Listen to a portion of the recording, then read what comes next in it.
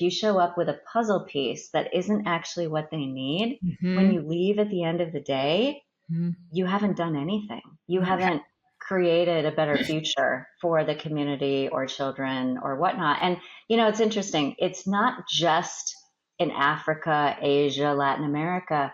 That goes for anywhere in the world, including, here at home in the United States. I mean, we have 37 million people right now in the United States who are living in poverty. So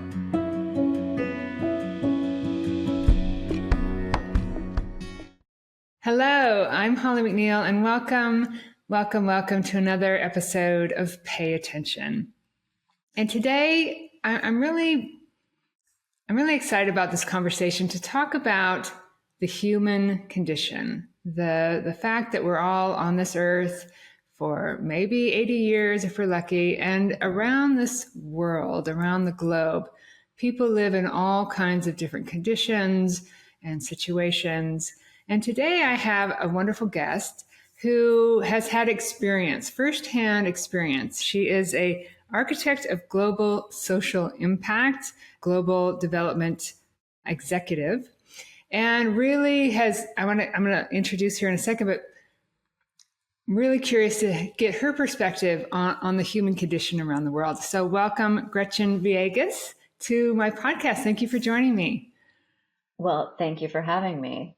Yeah. It's great to be here. Yeah. I've had, this is, I'm pretty well into the podcast now, and I've had some very wonderful guests. And so, just meeting you and hearing what you have to say, I'm really excited about it.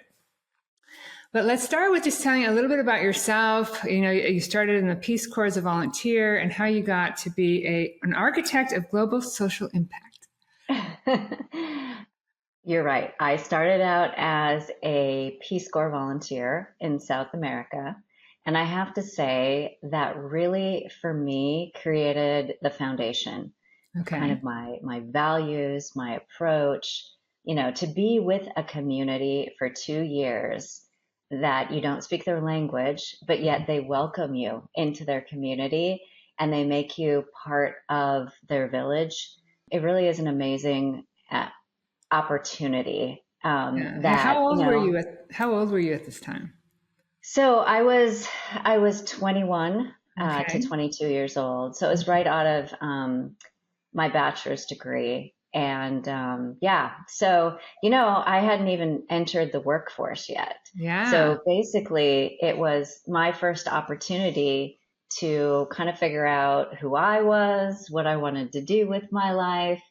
And it was an amazing experience to learn a new language and learn different culture and customs and figure out, okay, what was this global development? What is social impact about?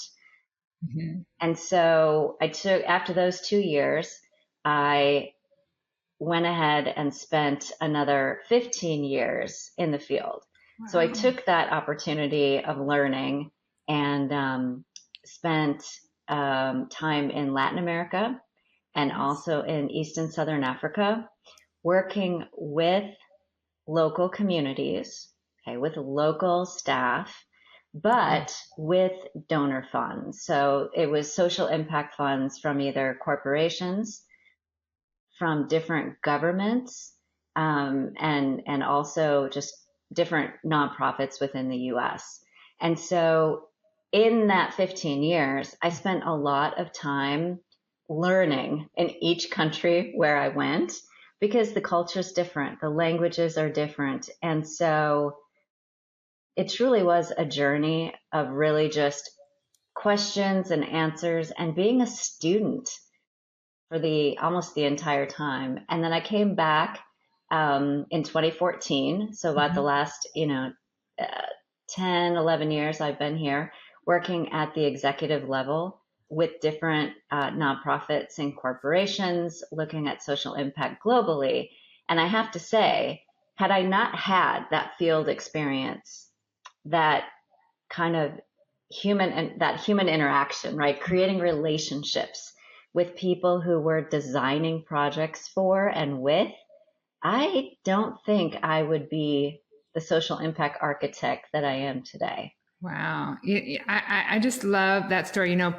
People always kind of joke, you should go join the Peace Corps, right? But you actually did it, and not just you didn't just do it, you stayed at it. And Yeah. that type of experience, especially for an American, is very rare. So I think just getting that, working with those local people and not speaking the language and Right. and understanding the different cultures must have been just fascinating.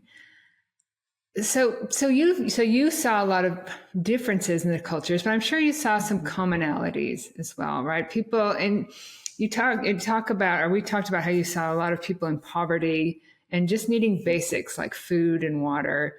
And tell me, what that did to their spirit, or did you find people were, depressed or just kind or just appreciative, or just tell us a little bit give us a little insight into that world. Well, imagine walking into a village in Uganda, and you've just finished a training for a group of women in how to do conservation farming. And you showed up along with your private sector partners who have offered the women loans for all of their inputs for that year so they can actually plant for that year's harvest, and then they pay it back, at the end of the season, basically. Imagine the women sitting there, right, huddled, saying, this year, it's going to be a good year. This year, we're going to send our kids to school. This year, we're going to have the medicine that we need. Wow. This year, we are going to have food on the table. And that's really what it's about. It's about being able to create access for people who really do want the best for themselves, for their communities, for their children. And our role in terms of social impact and to raise impact, is simply to bring those puzzle pieces together that are missing. When the women are empowered through accessing what they need, that's all you need. That community is truly taken care of. But when women and their families cannot access what they need. That was my question. What happens when they're not empowered? Yeah. They worry. They're mothers, just like everyone else. They worry and they feel responsible, absolutely responsible for not being able to send their children to school and not being able to access the medical care. And so, that's what I tell everybody is, being a social impact architect and raising impact in communities, it's simply about entering the community and listening really carefully. Pay attention really carefully to what the root causes are of why things are happening. And the people who are closest, and that's why I bring up the women, especially because they care for children and the community. When you listen carefully and pay attention to what the root causes are, and you can connect the puzzle pieces so that you can break and hinder, what's hindering the movement out of that root cause, then you can really make a difference. I am actually an architect, and now I call myself the mindfulness architect. And I tell people that my job was to take all the pieces and systems and work with all the people to put together a set of documents that complex structures could be built from. And I do that I take that same gift of clarity to, how the mind works. And you're saying exactly the same thing. You need to look, that awareness, to be able to see what's going on and connect the dots. Exactly. And don't assume you know what people need. Don't assume you know how people are feeling or what capacities they have. You have to find out, right? You have to build trust and build that bridge of opportunity to raise impact for that entire community, by showing up with really what is the missing puzzle piece. Because if you show up with, like you said, building those structures, if you show up with a puzzle piece that isn't actually what they need, when you leave at the end of the day, you haven't done anything. You haven't created a better future for the community or children or whatnot. And, it's interesting. It's not just in Africa, Asia, Latin America. That goes for anywhere in the world, including, here at home in the United States. I mean, we have 37 million people right now in the United States who are living in poverty. So of the 700 million globally, 700 million globally and 37 million here in the United States. You have to understand the puzzle piece that's missing, and you have to focus the effort where it's needed. A lot of us don't live in poverty and just take for granted some of these basics that we have. And I've personally been on an amazing journey, and certainly even having the basics that you need isn't going to make your life always peaceful and joyful. There's going to be trauma, and there's people that have everything they need don't always have kind of that peace and clarity that they're looking for. Did you find in your travels people looking for more than the basics, or if they don't have the basics, that's just all they're focused on? Right. That's a great question. Mm-hmm. I found something I would say, across Latin America, Africa, and Asia that was very consistent. And it was that in community, there is peacefulness. Okay. Really? That in community, they take care of one another. You see extended families caring for children, caring for the elderly. People do not move too far away from their homes in the villages, or if they do, they have a home they come back to over the weekends or holidays. But there was this sense of we need to take care of one another. You know that phrase of "it takes a village"? Yeah. Yeah. Well, you really see that. You really see that, and you feel that so say when I was in Peace Corps, when I came into the village, I was welcomed as a member of the village, which meant that I had a role to play, right? And I had to figure out what my role was that I had to play. But they took care of me in the same way that, I used my role to seek out access to different resources that they need for some of their goals. Like we dug water extension so water and piping, actually, they wanted to pipe it in from a natural spring. And so they knew they had, let's talk about being architects. They had already built out the entire piping system. And so they show up and say, look, we drew all of this out. We need this much piping. It needs to be made out of that. We went and asked, this person and that person in the government, but we just don't have the pipe, and we don't have the logistics. We can't get it here. But if you can get it here, we'll dig it, we'll put it all together, and then we'll call and have them come and inspect it. And that's exactly what we ended up doing. Wow.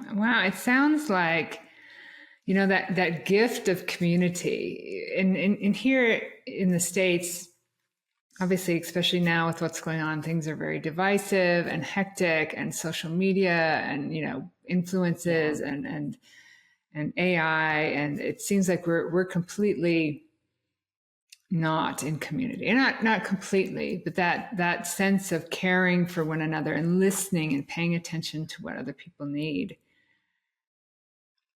seems to be lacking a little bit, especially, with our current political situation. It seems pretty divisive, and so that's really lovely to know that when the less people have, it seems like the more that they bond together.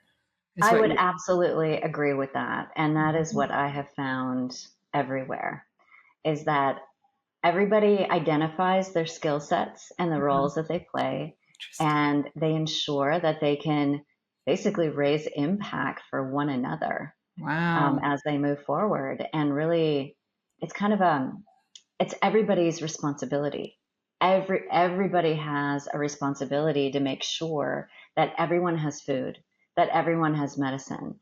And, it's absolutely amazing to see.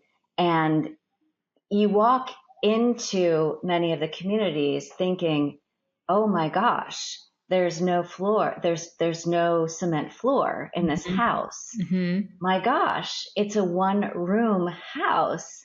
My gosh, they bathe in a bucket, right? Wow. From the spring. And yet those are not problems. Those are not root cause or problems for the community. Wow. No, the root cause and problem is that they aren't able to, say, access the seeds that they need so that they can plant the food that they need for the year, right? So it's all about raising impact through really paying attention to what it is that for them can really close the gap, right? Really close the gap on how they can be empowered and move forward. And I like to use the word, empowered. Being able to make decisions, having agency. That's really important. And I think and all the projects that I managed throughout my 25 years, the minute someone feels they have agency, they have a decision they can actually make, and they can do it on their own, that's when everything changes. And that's when the whole community can raise their own impact, and outside resources were no longer needed. Wow. So what I'm hearing from you is that in places where they have less, the problems things that we see as problems and take for granted are not problems at all. It's a lighter way of living, needing those basics and those logistics. And would you say that, I'm sure you've had lots of success in your work, but would you say that there's more happiness you've seen kind of in those places where there's more community and more caring, more connectiveness? I guess I kind of answer. I think I know the answer to this question, but yeah, absolutely. It's when you see children coming in and out of different people's homes. You see the grandmother taking care of all the children, not just her own grandchildren. It's sort of a place where you feel taken care of and networked, and people are very joyful.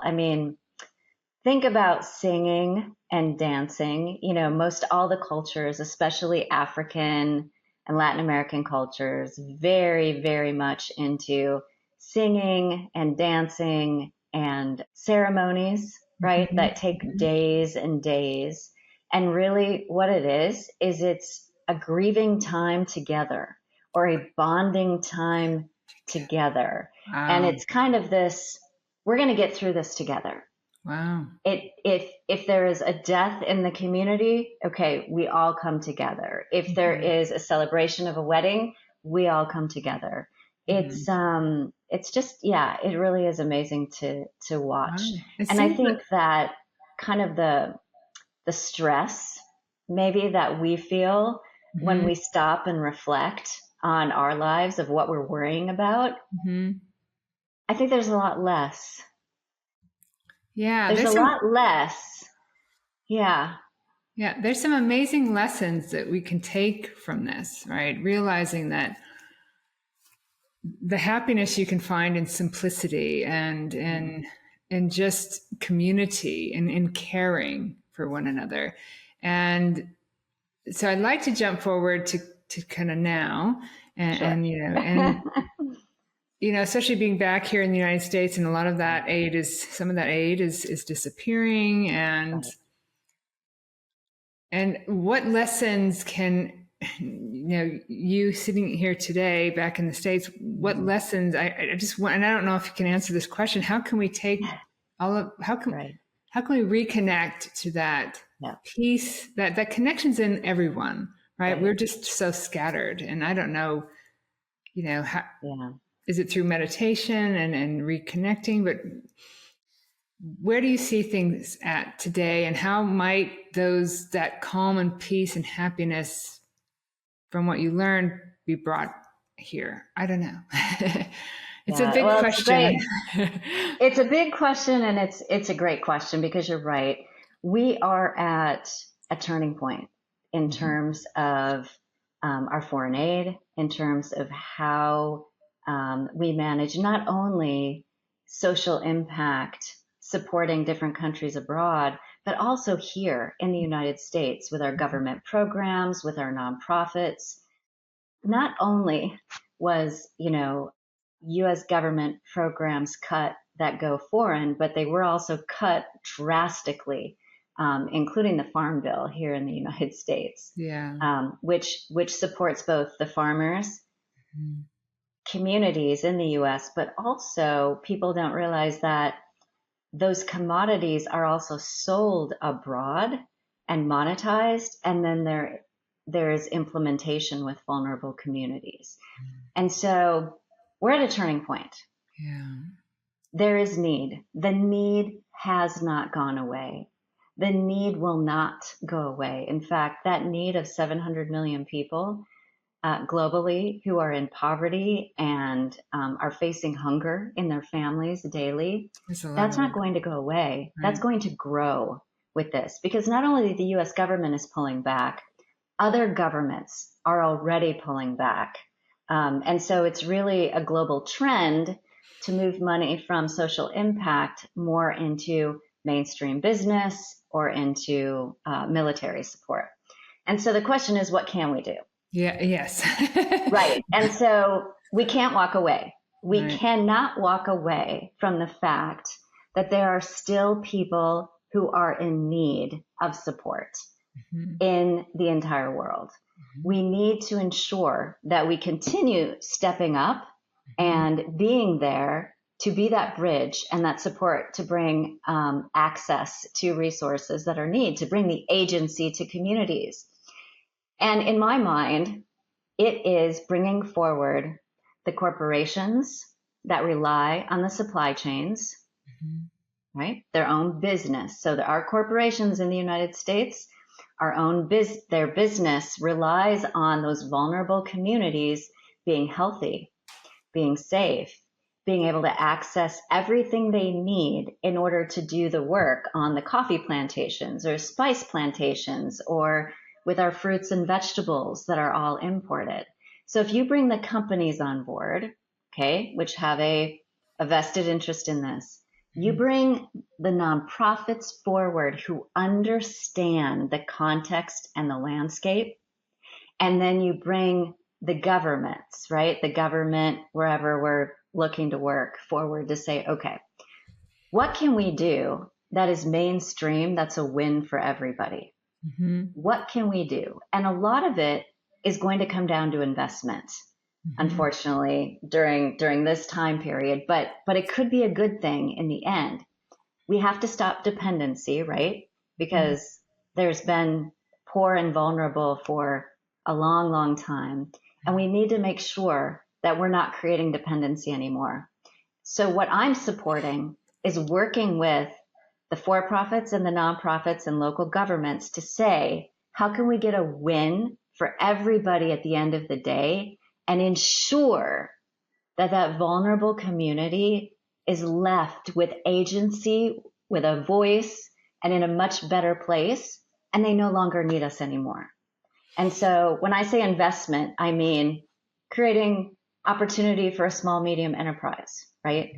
I mean creating opportunity for groups of farmers, right, to own a processing unit, to own their future. I mean, there's all kinds of different opportunities to invest. And I think that we have to invest in the future of all our communities because we're all connected.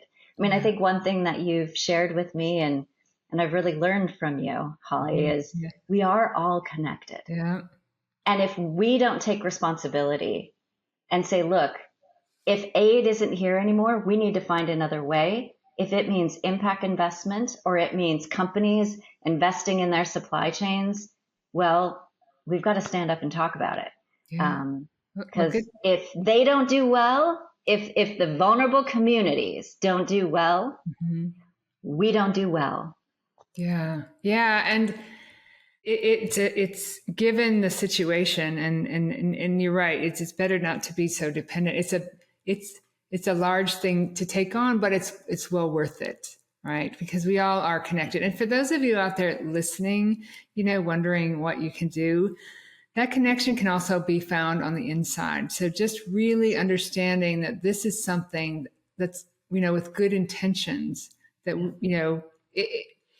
that we are at a turning point, right? Yeah. And so, and hopefully, we can find some of that connection within all of us. And if enough of us really intend that, and, those of you that go out and make, and actually, solicit those nonprofits, right? But if you're listening out there, and do you want to make, help with this impact? It's really, just close your eyes, take a deep breath, and really send out the intention to find that support, right?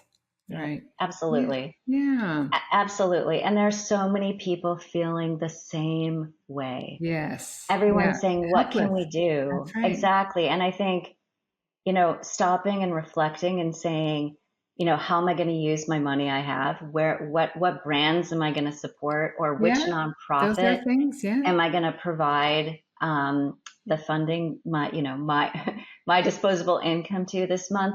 It all makes a difference. Yeah. Including volunteering, a lot of the technical support and just expert advice.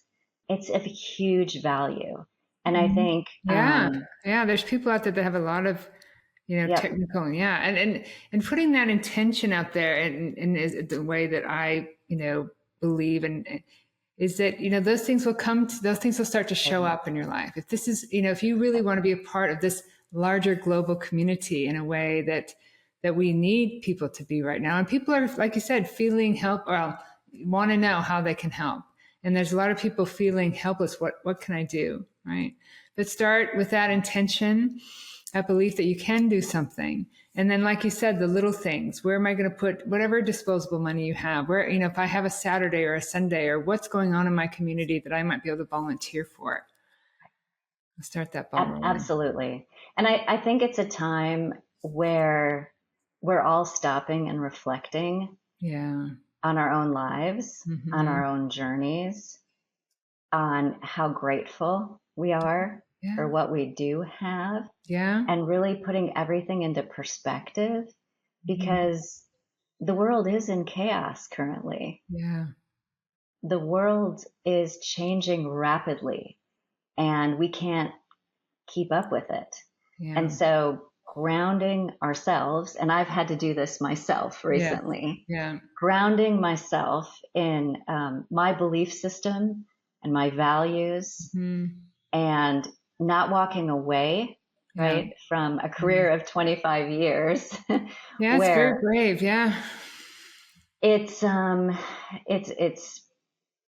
there are some big decisions right now, and I think we can all be catalysts for change in our own way, but we have to stop and reflect on how we can have intention. Yeah. And we're all on this human journey together. When you talked about your belief system, and I'm certainly one that believes that inside we're all connected, and that, not always listening to the social media, not always just letting those things influence. Question, where are your values? What do you want to contribute to this world? And so given that you're an architect of global social impact and what's going on right now, I hope a lot of people listen to this podcast and really start to think about it. It does take a village, right? So it's not, all is not lost when human consciousness and awareness comes together to make change. So Absolutely. And yeah, we can come together too. yeah, You know, we may be dispersed within the whole world, yeah, but with intention, that's we right. can come together with Right. a focus and make a difference. Yeah. And that's what's keeping me going right now. Excellent. Yeah, good. So if you're listening out there, make that intention, right? To really help those that need help, and to really bring together that kindness and compassion and community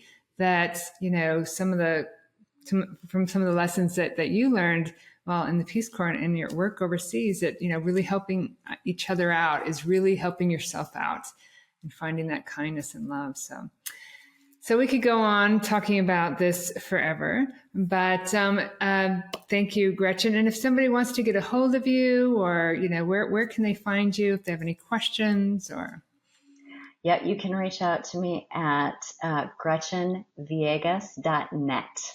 okay, And yeah, reach out with any questions you have or any support that I can provide. In terms of social impact, my goals and my mission are really just whether you're in the corporate side, you're an individual, you're a nonprofit. I have people reaching out to me all the time asking, how can I support, you know, diversifying revenue for a nonprofit, or helping a corporation ensure that they have the proper program for their supply chain, or just helping individuals connect in their community yeah. to, how they can support the community. So Well, anything around social impact, just reach out. that's wonderful. And we'll put that link in the description. So yeah, I appreciate you and all of your work, and coming on the podcast today. So thank you, Gretchen. Is there anything else you want to leave people with, or we kind of? I think it's just be hopeful. Yeah. Yep. Being hopeful Mm-hmm. and being positive has a way of Grateful. ensuring us a pathway forward. Beautiful. And we can't walk away from those in need, because those in need would not walk away from us. Right. Yeah. And I think it's to keep that in mind, that we are one world, right? We are one world. Exactly. Wonderful. Beautiful. Thank you, Gretchen, so much for joining me today. I really appreciate it. And thank you, listeners, for being a part of this today. We're all part of this human condition. We create it, right? By what we think, by what we intend, and by the actions that we take. So go out there, open your heart, and make your intention today. Thank you for listening, and I'll see you on another episode of Pay Attention.